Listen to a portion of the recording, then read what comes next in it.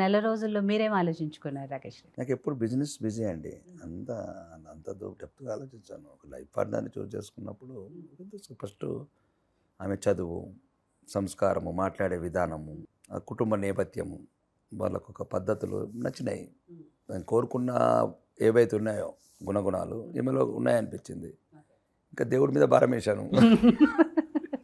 So అవి నిజమే అయ్యాయి. సగం అయినాయి ఇక సగం కొన్ని తేడా మీరు సగమే చూశారు. పూర్తిగా చూసినట్టయితే పూర్తిగా ఉండేవి. ఎయిర్టెల్ అనుకుంటే జియో ఫోన్ అయిపోయింది.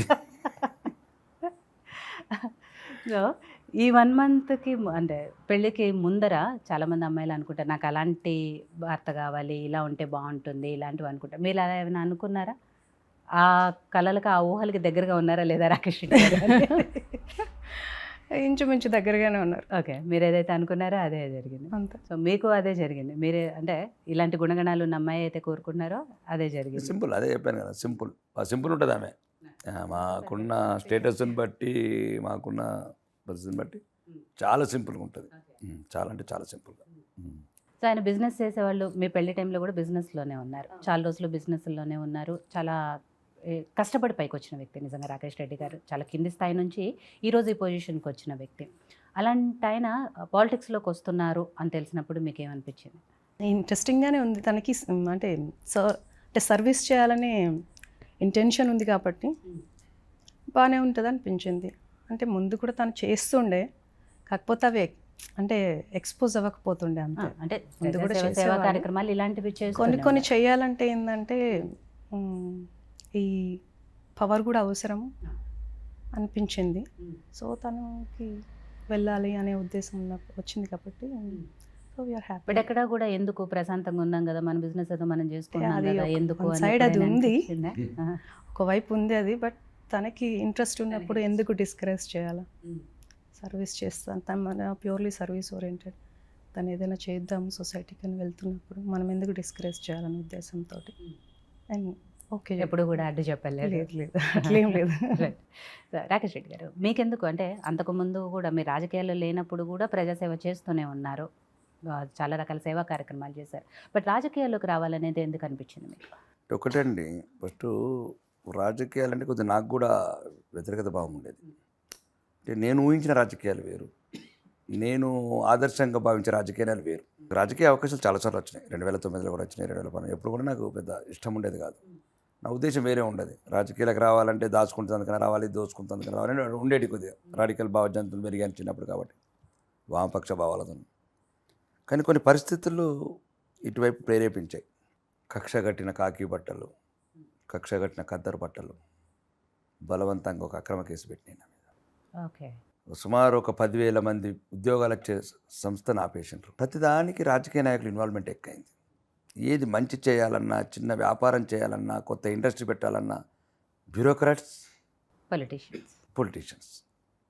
అంటే అసలు ఈ దేశంలోనే బతకనిపిస్తలేదు. చాలామంది, నేను ఒక సుమారు 100 దేశాలు తిరిగాను కదా, అందరు చెప్పుకునే బాధ ఇదే. చాలా మంచి మేధావులు ఉన్నారు, అమెరికాలో కావచ్చు, న్యూజిలాండ్లో కావచ్చు, జర్మనీలో కావచ్చు, చాలామంది ఇంటరాక్ట్ అయ్యాను. దేశం అంటే వాళ్ళే ప్రేమ వాళ్ళకు, ఇక్కడ ఉన్న దుర్మార్గుల కన్నా. వాళ్ళు బాధపడేవాళ్ళు, దేశాన్ని సర్వనాశనం చేస్తున్నారు అంటే అంటే అంగట్లో రత్నాలు అమ్మిన దాంట్లో రాళ్ళు కూడా అమ్మకుంటే చేసినారు ఈ భారతదేశంలో. కులతత్వము, మతతత్వము, ప్రాంతీయ తత్వము, ప్రతిదీ ఎవరి తత్వాలు వాళ్ళు చేసి ఇవన్నిటిని వాడుకుంటున్నారు. రాజకీయ నాయకులు కొద్దిగా ఒక హేభావం ఉండేది.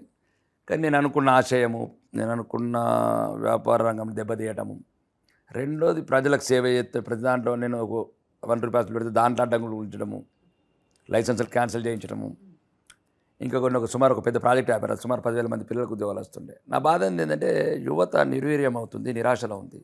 ఉద్యోగాలు లేక రైలు పట్టాల మీద తలలు పెట్టుకొని చనిపోయిన సంఘటనలు విన్నప్పుడల్లా కలత అయింది మనసు.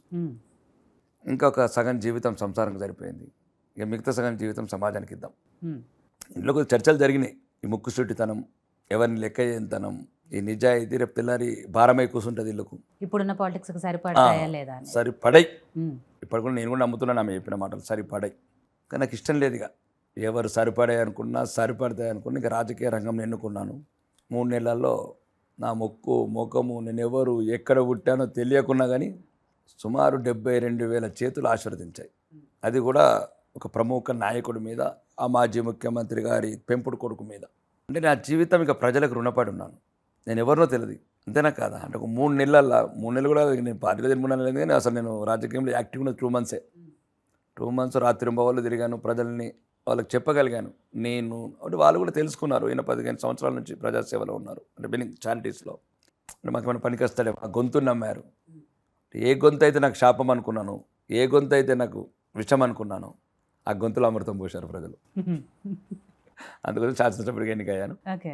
నిరంతరం ప్రజల గురించి పోరాడుతున్నాను, పేదవాడి గురించి పోరాడుతున్నాను. దేవుని కోరుకునేది ఒకటే, నాకు ఎటువంటి అవినీతి మచ్చ అంటకుండా ఎన్ని రోజులు ఉంటాను రాజకీయ రంగంలో. తెల్ల పేపర్లాగా వచ్చాను, తెల్ల పేపర్లుగా నిష్క్రమించాలని ఒకటి. కండలేని వాళ్ళకు అండలేని వాళ్ళకు గుండె నవ్వుదామని. ఎందుకంటే చూశాను సమాజంలో ఎదుర్కొన్నాను. అంటే వ్యక్తిగతంగా చాలాసార్లు వాళ్ళకు ఫోన్ చేసేవాడిని, ఎస్ఐలకు, వాళ్ళకు పాపం చూడండి కొంత సాయం చేయండి అంటే. అట్లాంటి వాళ్ళకు చాలామంది సమాజంలో ఒక రకమైన ఇబ్బందికరమైన పరిస్థితి, మధ్యతరగతి వాళ్ళకు గొంతెత్తుకలేరు, చెప్పుకుంటే ఎవరేమనుకుంటారో, న్యాయం చేస్తారో, ఇట్లాంటి సమస్యలు చాలా చూశాను.